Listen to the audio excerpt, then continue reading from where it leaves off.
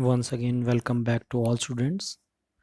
We were discussing engineering properties of rocks और इस topic में हम rocks as a construction material को डिस्कस कर रहे थे। एज अ कंस्ट्रक्शन मटेरियल दो तरह से रॉक्स यूज़ हो रहा था जो हमने डिस्कस किया था, एज अ बिल्डिंग स्टोन या रोड मेकिंग में।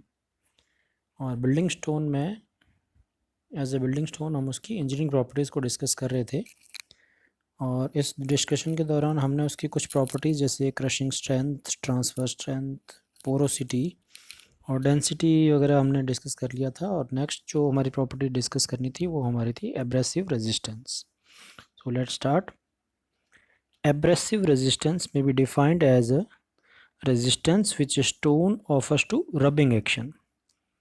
ऐसा कोई भी रेजिस्टेंस जो एक स्टोन उसको रबिंग के खिलाफ जो अप्लाई करता है। मान लीजिए कोई स्टोन है जिसको हम टाइल्स वगैरह में यूज़ कर रहे हैं या हम ऐसी जगह कहीं यूज़ कर रहे हैं जहाँ पे बार बार उसको ऐसी रबिंग एक्शन को झेलना पड़ रहा है, तो वहाँ हमें ऐसा स्टोन यूज़ करना चाहिए जो उस रबिंग के खिलाफ एक रेजिस्टेंस उसके अंदर हो, जिससे वो कम घिसे। साधारण शब्दों में ये कि अगर उसमें ऐसी जगह लगा है जहाँ उसे ज़्यादा घिसने का सामना करना पड़ रहा है तो वो घिसावट ना हो वहाँ पे।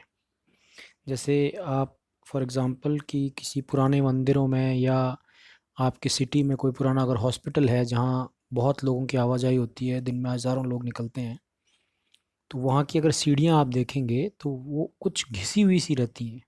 जो नॉर्मल उसकी थिकनेस थी उससे वो घिस गई हैं। उसका रीज़न क्या है? उसका रीज़न यही है कि उसने एब्रेसिव रेजिस्टेंस उस रॉक का, उस स्टोन का कम था या इतना नहीं था कि वो इतना टाइम झेल सका।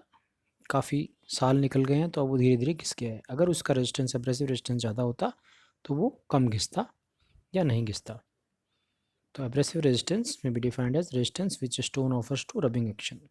This quality of stones is important for consideration when stones are used in conditions where rubbing by natural or artificial causes are involved as a routine.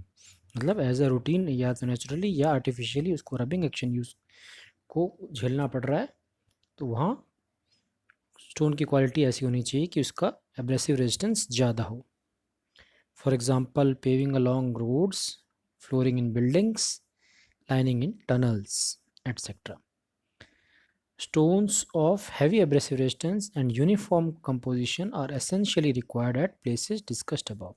जो हमने ऊपर जगह बताई है, जैसे फ्लोरिंग बिल्डिंग्स की हो गई, लाइनिंग टनल्स हो गई, अलॉन्ग रोड्स हो गई, रोड्स का जो पेवमेंट है, यहाँ पे हमें ऐसे स्टोन्स यूज़ करना चाहिए जिनमें एब्रेसिव रेजिस्टेंस ज़्यादा हो और यूनिफॉर्म कंपोजिशन। अब यूनिफॉर्म कंपोजिशन से क्या होगा? अगर उस स्टोन का जो जो बार बार एक रबिंग एक्शन झेल रहा है, वहाँ अगर यूनिफॉर्म कंपोजिशन नहीं है, मतलब उसमें अलग अलग मिनरल्स हैं जो कि यूनिफॉर्मली उसके अंदर डिस्ट्रीब्यूटेड नहीं है, तो क्या होगा कि उसमें कुछ मिनरल्स समय के साथ बाहर निकल जाएंगे और पिट्स का फॉर्मेशन हो जाएगा, जिसलिए यूनिफॉर्म भी होना ज़रूरी है। Abrasive resistance of stone is commonly measured by using a machine named as Dorry's abrasion testing machine.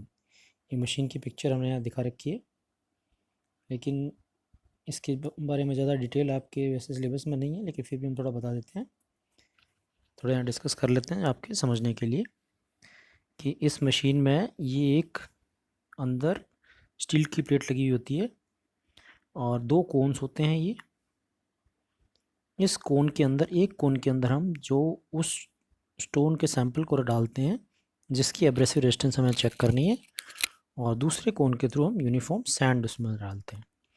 और इस जो स्टील की ये जो डिस्क है ये घूमती है पर्टिकुलर स्पीड से, और इस सैंपल जो इसमें हमने सैंपल डाला है वो धीरे धीरे करके इसमें घिसना शुरू हो जाता है, और पर्टिकुलर टाइम के बाद हम इसे चेक करते हैं कि कितना इसमें घिसावट हुई, और उसी के कंपैरिजन से हम ये चेक करते हैं कि उस पर्टिकुलर स्टोन सैंपल की क्या एब्रेसिव रेजिस्टेंस है। तो I think it is clear. Next है frost and fire resistance. Frost action क्या होता है? पहले भी हमने डिस्कस किया कि अगर किसी कोई रॉक सैंपल है, कोई स्टोन सैंपल जो हम यूज़ कर रहे हैं, वो मान लीजिए थोड़ा पोरस है तो उसके अंदर पानी, ह्यूमिडिटी के कारण कुछ पानी उसके अंदर स्टोर होगा, और वो स्टोन हमने ऐसी जगह यूज़ किया है जहाँ पर बहुत ही ज़्यादा एक्सट्रीमली ठंड पड़ती है या बहुत ज़्यादा हीटिंग होती है।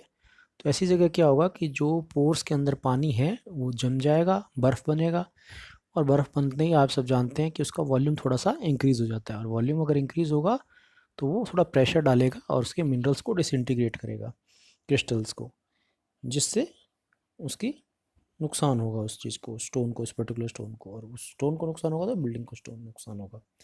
इसलिए हम अगर ऐसी जगह कोई हम स्टोन यूज़ करना चाह रहे हैं जहाँ एक्सट्रीमली हॉट या उसको एक्सट्रीमली कोल्ड झेलनी है, तो ऐसा रॉक होना चाहिए, ऐसा स्टोन होना चाहिए जो फ्रॉस्ट एक्शन या फायर रेजिस्टेंस हो।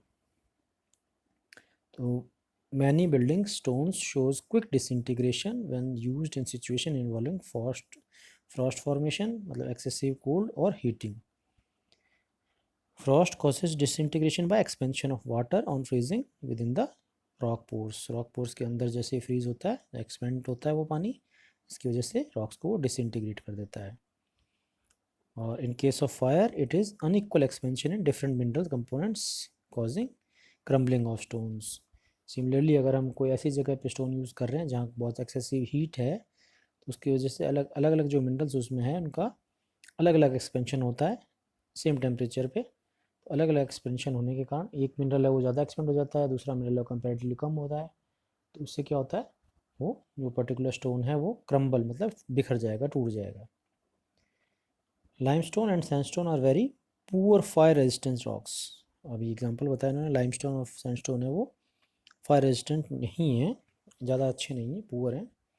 Fire resistance is specially determined when the stone is to be used around heating places like walls of furnace. अगर हम किसी फर्नेस की वॉल के लिए स्टोन यूज़ करना चाह रहे हैं तो हमें ऐसा स्टोन यूज़ करना चाहिए जो थोड़ा फायर रेजिस्टेंस हो। Only massive sandstone and quartzite behave reasonably well in fires and heating places। जो सैंडस्टोन या फिर हाईली मैसिव सैंडस्टोन या क्वार्ट्जाइट हो, वो ही हीटिंग प्लेस में हमें यूज़ करना चाहिए क्योंकि उनका फायर रेजिस्टेंस प्रॉपर्टी ज़्यादा बेटर है। तो इस तरह हमने अभी तक पूरी बिल्डिंग स्टोन की इंजीनियरिंग प्रॉपर्टीज़ को यहाँ डिस्कस किया अलग अलग पार्ट्स में इस वीडियोज़ के, और जिसमें हमें crushing strength, transfer strength, porosity, density, abrasive resistance और फ्रॉस्ट एंड फायर रेजिस्टेंस ये प्रॉपर्टीज़ डिस्कस की। नेक्स्ट वीडियोज़ में हम rock as a construction material में रोड मेकिंग के बारे में डिस्कस करेंगे, और अदर इसकी प्रॉपर्टीज़ जैसे जियोलॉजिकल प्रॉपर्टीज़, जनरल प्रॉपर्टीज़ को भी हम डिस्कस करेंगे। तो उम्मीद है आपको ये वीडियो कुछ कुछ समझ आया होगा। बाकी आप अपनी पढ़ाई अपनी बुक्स को कंसल्ट करेंगे तो ये आपके लिए काफ़ी बेनिफिशियल होगा। तो इसी के साथ आपका बहुत बहुत धन्यवाद। Thank you.